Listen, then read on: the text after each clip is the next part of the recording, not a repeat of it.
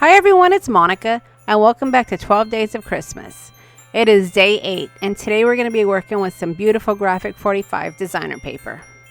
The set I'm going to be working with is called St. Nicholas, and it has some wonderful Christmas paper, some awesome ephemera, and one of the things I love about Graphic 45 is you get prints on both sides of the paper, giving you lots of options. Now, if you've seen some of my other Graphic 45 projects, you know that I always love to embellish these cards.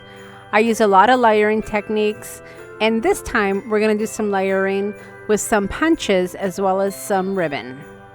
So to begin, I started with this punch from Martha Stewart, which is a trellis that I'm going to be using at the bottom of the card.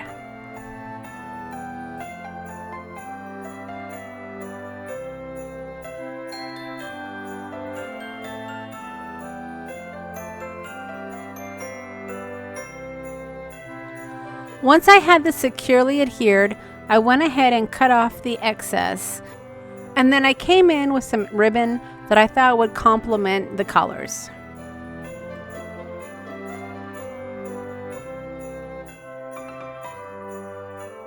Now when I'm selecting my ribbon, I always go towards something that looks a little bit old, vintage inspired, because that really is the look that I go for when I'm working with Graphic 45. The paper gives you that old-time feel, and I want my ribbons and my embellishments to match that style.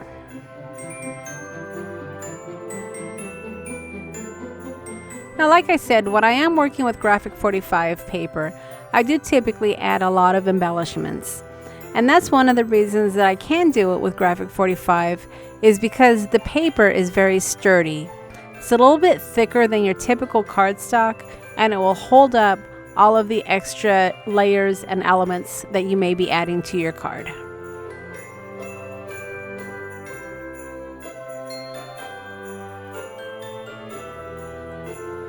Now, another thing that I really love about working with Graphic 45 is they offer a lot of matching embellishments.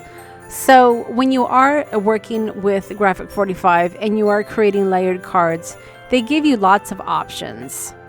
They give you stickers, they give you a chipboard, and the items match perfectly.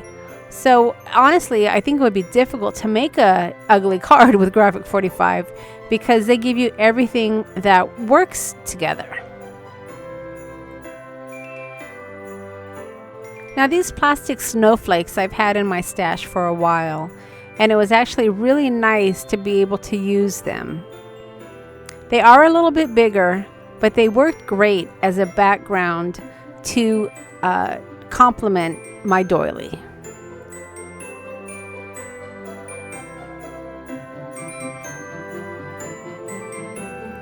Now this little note card is really nice.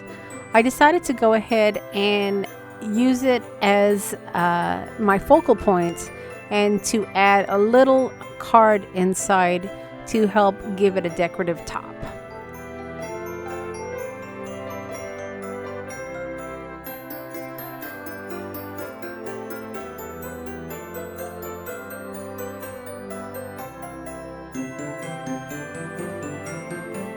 I use some of these square dimensionals to give it a little bit of lift. Sometimes I like to add items behind my ephemera or my chipboard, so I wasn't really sure which direction I was going to go, so I went ahead and popped this up for my focal point.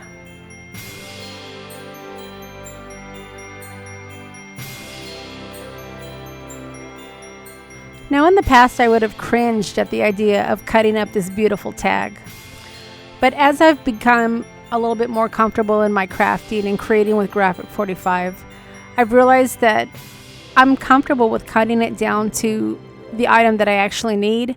So if I need to trim something or cut a tag to get the desired look that I'm trying to achieve, I don't hesitate. I also often use little twigs or paper flowers on my cards.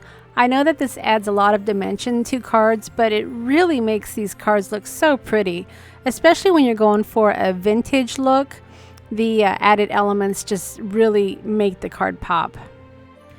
Now this sticker collection is also from the St. Nicholas set, and as you can see, the stickers just match perfectly. I chose just to use the simple Merry Christmas sentiment, which fit nicely right on the ribbon.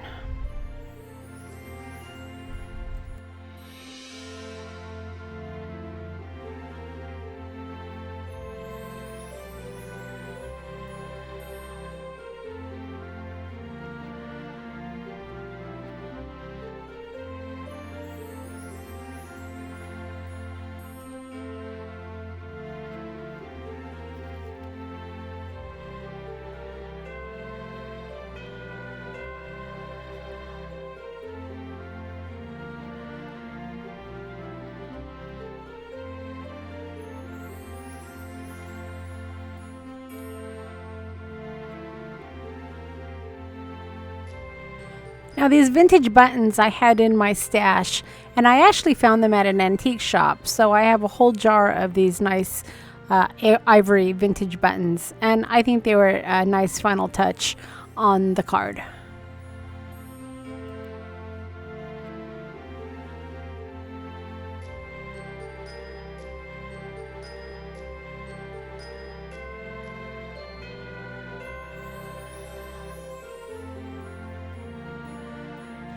Now, one thing I should have done before putting all these nice elements on my card is I should have adhered it to my white card base, because now I'm going to have some difficulty actually placing this onto my cardstock. So what I ended up doing is actually adding my tape to the white cardstock and then just adhering my panel. I would recommend you actually place your flat card base on your cardstock before adding all of your nice elements, but I wasn't really sure where I was going to go with the card, and that's why I didn't end up starting with it on my base of my card. But in any case, it all worked out, and hopefully you liked the finished card. If you've enjoyed this video, I would appreciate a thumbs up, and if you haven't yet subscribed to my channel yet, don't forget to hit that subscribe button before you head out. I will leave a list of all the products that I used to create this card, along with the links to the stores. Hopefully you've been leaving comments along the way, which will enter you in a drawing at the end of the series. Alright everyone, thanks for stopping by today, and we'll see you again tomorrow.